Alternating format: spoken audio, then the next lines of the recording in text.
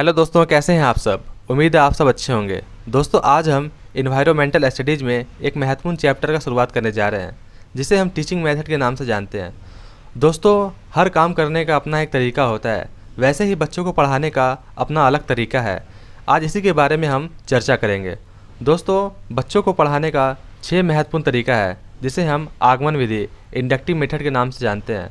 दूसरा है निगमन विधि, जिसे हम डिडक्टिव मेथड के नाम से जानते हैं। फिर आता है संश्लेषण विधि सिंथेटिक्स मेथड, और उसके बाद विश्लेषण विधि एनालिटिकल मेथड, अन्वेषण विधि जिसे हम ह्यूरिस्टिक मेथड के नाम से जानते हैं, और अंत में आता है प्रयोगशाला विधि, जिसे हम क्या कहते हैं, लेबोरेटरी मेथड। तो चलिए आइए देखते हैं एक एक करके। पहला है आगमन विधि। इस विधि में उदाहरण या तिथियों की सहायता से सामान्य नियमों का निर्माण किया जाता है। जब हम बालक के समक्ष बहुत से तिथि या उदाहरण प्रस्तुत करते हैं और बालक उनकी सहायता से स्वयं निष्कर्ष निकालने का प्रयास करता है, तो वो आगमन विधि का प्रयोग करते हैं। इससे आप क्या समझे? इसका अभिप्राय इन बातों से है कि बच्चों के समक्ष हमने बहुत सारे उदाहरण दे दिए। जैसे मान लीजिए एक छोटा बच्चा है, जिसे हमने पहले ABCD एक तरफ लिख दिया और उसे उस बात को दोहराने के लिए बोला, तो बच्चे ने उस उदाहरण देख करके आगे का कार्य अपने आप खुद से कर लिया। ऐसे ही मान लीजिए कोई छोटा बच्चा है, उसको हम जोड़ सिखा रहे हैं, तो बच्चे के लिए समक्ष हमने पहले एक जोड़ करके उनको दिखा दिया, उसके आधार पर एक दो कार्य हमने उसे करने के लिए दिया, तो बच्चा उसी उदाहरण के आधार पर नया कार्य करने के लिए सक्षम है। इसमें छात्र एक काल्पनिक नियम द्वारा समस्या को हल करता है, इसी प्रकार दूसरी समस्या हल हो जाती है, और तीसरी तो इस तरीके को नियम या सूत्र मान लिया जाता है। यह विधि छात्रों को अभ्यास एवं स्वयं प्रयोग करने का अवसर प्रदान करती है एवं उसके मानसिक विकास में सहायक होती है। अर्थात ये बच्चों को पढ़ाने के लिए सबसे अच्छा तरीका होता है। कौन सा होता है वो? आगमन विधि इंडक्टिव मेथड। इसमें बच्चों के समक्ष हमने बहुत सारे उदाहरण रख दिए और बच्चा उसके आधार पर बच्चा बहुत से कार्य खुद करने में सक्षम हो जाता है। आगमन विधि द्वारा प्राप्त ज्ञान अस्थायी होती है। दोस्तों, आगमन विधि द्वारा प्राप्त ज्ञान क्या होता है? अस्थायी होती है। इसमें बच्चा काफ़ी लंबे वक्त तक उस बात को अपने दिमाग में बैठा कर रखता है। यह एक मनोवैज्ञानिक विधि है। यह विधि विशेष से सामान्य की ओर नियम का पालन करता है। दोस्तों, यह क्या है? यह एक मनोवैज्ञानिक विधि है। इस बात का आप खास ख्याल रखेंगे। आपके एग्जाम में इस प्रकार से क्वेश्चन आ सकता है कि ऐसी कौन सी विधि है जो मनोवैज्ञानिक विधि है। आपके समक्ष 4 ऑप्शन हो सकते हैं, inductive method, deductive method, synthetics method और एनालिटिकल मेथड। तो आपका क्या होगा? Inductive method. चलिए दोस्तों, आगे बढ़ते हैं। यह विधि क्या करती है? यह विधि विशेष से समान की नियम का पालन करती है। निगमन विधि, जिसे हम डिडक्टिव मेथड के नाम से भी जानते हैं, यह विधि आगमन विधि के विपरीत होती है। इस विधि में पहले परिभाषा या सूत्र बच्चों को बता दिया जाता है तथा बच्चे उन्हें याद कर लेते हैं, फिर उन नियमों का पालन करके समस्या का हल निकालते हैं। दोस्तों, इस बात से हमारा अभिप्राय है कि जो कार्य हम आगमन विधि में करते हैं, उसका ठीक उल्टा हम क्या करते हैं? निगमन विधि में। मतलब कि अगर बच्चा उसमें विश्लेषण करता है, तो इसमें नियमों के आधार पर वो उस कार्य को करता है। इसमें बच्चों के सामने हम पहले परिभाषा रख देते हैं या सूत्र को याद करा देते हैं, फिर बच्चा उन सूत्र के आधार पर क्वेश्चन को सॉल्व करने की कोशिश करता है। यह विधि गणित शिक्षण कार्य को सरल बना देता है। दोस्तों, इसका इस्तेमाल ज़्यादातर गणित में किया जाता है। आप सब ने क्लास 7-8 में पढ़ा होगा, जिसमें आप सूत्रों की मदद से बहुत सारे सवाल को हल करते हैं। तो इस विधि को हम क्या करते हैं? निगमन विधि के नाम से जानते हैं। निगमन विधि में बच्चे नियमों या सूत्रों की खोज स्वयं नहीं करता, बल्कि उनका अनुसरण करता है। दोस्तों, रटना किसी भी चीज़ का सॉल्यूशन नहीं होता है। बच्चे ने उन सूत्रों को याद कर लिया है, लेकिन कुछ पल के बाद उस सूत्र को भूल जाएगा, जिसके बाद वो उस सवाल को दोबारा फिर से बना नहीं पाएगा। अर्थात याद करना, रटना, यह एक निगेटिव टैगवर्ड होता है। यह एक अमनोवैज्ञानिक विधि है। यह विधि छात्रों में रटने की आदत उत्पन्न करती है।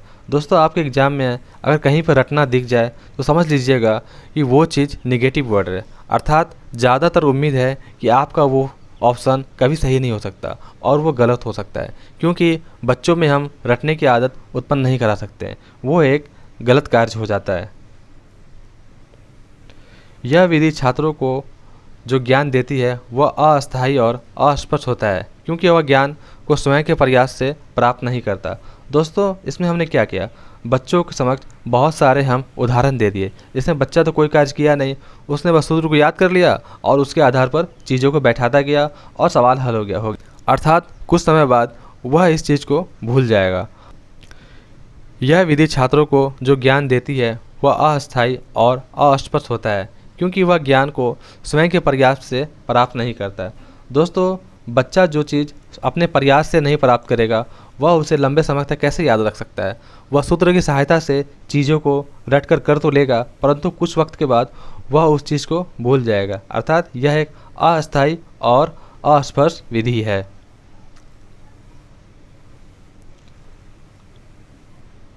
आइए दोस्तों देखते हैं संश्लेषण विधि, जिसे हम सिंथेटिक्स मेथड के नाम से जानते हैं। यह विधि ज्ञात से अज्ञात की ओर पालन करती है। जब हमें रेखा गणित में किसी तथ्य या नियम को सिद्ध करना होता है तो हम परिकल्पना के आधार पर किसी निष्कर्ष पर पहुंचते हैं। संश्लेषण में एक तथ्य की सत्यता की जांच की जाती है। अर्थात दोस्तों, इस बात का ख्याल रखेंगे आप कि किसी चीज़ की सत्यता को जांच करने के लिए किस चीज़ का इस्तेमाल करते हैं हम? संश्लेषण विधि का। यह ज्ञात से अज्ञात की ओर अग्रसर करने का सिद्धांत मनोवैज्ञानिक है तथा विद्यार्थियों के लिए असुविधाजनक है। दोस्तों, यह विद्यार्थियों के लिए क्या है? असुविधाजनक विधि है। जो चीज़ बच्चों के लिए असुविधाजनक होता है वो कभी भी हम इम्पोर्टेंट नहीं मानेंगे। इस विधि द्वारा प्राप्त ज्ञान विद्यार्थियों के द्वारा स्वयं ढूंढा हुआ नहीं होता है, इसलिए अस्थायी नहीं होता। जो चीज़ बच्चा अपने से ढूंढ कर नहीं करता है वह कैसे अस्थायी हो सकता है? अर्थात यह भी एक प्रकार से पढ़ाने का सही तरीका नहीं होता है। यह विधि केवल सिद्ध कर सकती है, समझा नहीं सकती। जब बच्चों को आप सही से समझा ही नहीं सकते हैं तो वो चीज़ बच्चों के लिए इम्पोर्टेंट कैसे हो सकता है? ये केवल सिद्ध करने के लिए इसका हम उपयोग करते हैं। इससे बालक की तर्क शक्ति, सोचने की शक्ति का विकास नहीं होता है। दोस्तों, अब आते हैं विश्लेषण विधि की तरफ से, जिसे हम एनालिटिकल मेथड के नाम से भी जानते हैं। विश्लेषण का अर्थ होता है समस्या को छोटे छोटे भागों में बांटकर अध्ययन करना और किसी निष्कर्ष पर पहुंचना। जैसे H2O को हाइड्रोजन तथा ऑक्सीजन में विभाजित करना विश्लेषण है। संश्लेषण तथा विश्लेषण एक दूसरे के पूरक हैं। दोस्तों, इसका इस्तेमाल हम ज़्यादातर विज्ञान में देखने को मिलता है, क्योंकि विज्ञान में हम छोटे छोटे पार्टिकल को जोड़ करके बहुत सारे फार्मूला को तैयार करते हैं। दोस्तों, अब आते हैं अगले विधि की तरफ, जिसे हम अन्वेषण ह्यूरिस्टिक मेथड के नाम से जानते हैं। ह्यूरिस्टिक शब्द यूनानी भाषा के शब्द ह्यूरिस्टिका से बना है, जिसका अर्थ है मैं स्वयं खोज करता हूँ। अर्थात ह्यूरिस्टिक विधि खोज करने पर आधारित है। दोस्तों, बच्चों को हम जितना हो सके उतना खोजने पर बल देंगे। अर्थात जब बच्चा अपने से किसी चीज़ को खोज कर करता है तो वो उसके दिमाग में काफ़ी लंबे समय तक रहता है और उन चीज़ों को वो सही ढंग से सीखता है। इस विधि में छात्र निष्क्रिय श्रोता ना होकर स्वयं अन्वेषक या आविष्कारक होते हैं। दोस्तों, जितना हम बच्चे को स्वयं से करने के लिए प्रेरित करेंगे वह उसके लिए उतना ज़्यादा इम्पोर्टेंट है, जिसमें बच्चा निष्क्रिय ना हो बल्कि सक्रिय होकर के चीज़ों को अपने से देखे और सीखे और अन्वेषक करे। यह विधि छात्रों को स्वयं सोचने के अवसर प्रदान करती है। दोस्तों, यहाँ पे एक टैग आ गया आपका अवसर। जहाँ पर बच्चों को अवसर देना लिखा होगा वो हमेशा पॉजिटिव साइन होता है। मतलब जितना आप बच्चों को किसी कैच को करने के लिए प्रेरित करेंगे, बच्चा खुद से सीख के करेगा, वो उतना उसके लिए इम्पोर्टेंट है। अगर आपके एग्ज़ाम में 4 ऑप्शन में से किसी में अवसर लगा हो तो आपका 90% चांस है कि आपका वो ऑप्शन सही होगा। इस बात का आप ख्याल रखेंगे। यह विधि बच्चों में मनोवैज्ञानिक दृष्टिकोण पैदा करती है। यह विधि तर्क, निर्णय, कल्पना, चिंतन आदि को उपयुक्त अवसर प्रदान करके बालक को मानसिक विकास की प्रक्रिया को तीव्र करता है। आइए दोस्तों, अब हम अपने आखिरी मेथड की तरफ चलते हैं, जिसे हम क्या बोलते हैं? प्रयोगशाला विधि, और अंग्रेजी में इसे लेबोरेटरी मेथड के नाम से भी जानते हैं। गणित एक ऐसा विषय है जो केवल पढ़कर ही नहीं सीखा जा सकता। गणित को अध्यापन का सुधारने और अर्थपूर्ण बनाने के लिए विद्वानों ने प्रयोगशाला विधि को ही लाभप्रद माना है। दोस्तों, गणित विषय हो या फिर विज्ञान विषय हो, जब लेबोरेटरी में बच्चा खुद से कुछ करके सीखता है तो उसके लिए उतना ज़्यादा इम्पोर्टेंट होता है, क्योंकि इसमें बच्चा सक्रिय होकर के चीज़ों को सीखता है और समझता है।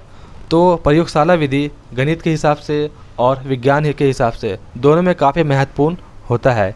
इस विधि में छात्र स्वयं प्रयोगशाला में उपलब्ध यंत्रों का उपकरण तथा अन्य सामग्री की सहायता से गणित के तथ्यों, नियमों, सिद्धांतों, संबंधी आदि की सत्यता की जांच करते हैं।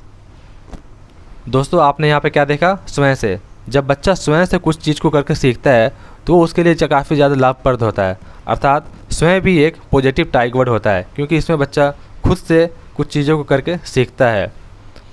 यह विधि ज्ञात से अज्ञात तथा करके सीखने का पालन करती है। इस विधि से सीखा हुआ ज्ञान अस्थायी होता है। जाहिर सी बात है दोस्तों, जब बच्चा खुद से करके सीखता है तो वो ज्ञान अस्थायी होता है और ये काफ़ी वक्त तक बच्चे के दिमाग में रहता है। इस विधि में बच्चा पूर्व सक्रिय एवं सहभागिता रहता है। बच्चा जब लेबोरेटरी में होगा तो वह सक्रिय तो होगा ही, और जब सक्रिय होगा तो वो चीज़ों को अच्छी तरह से सीखेगा और काफ़ी लंबे अरसे तक उस बात को याद रखेगा। दोस्तों ये रहा पढ़ाने का कुछ मेथड जिसे आज हमने डिस्कस किया। उम्मीद है आपको आज का ये सेशन पसंद आया होगा। अगर आपको आज का सेशन पसंद आया हो तो इस वीडियो को लाइक करके हमें सपोर्ट जरूर करें। Thank you.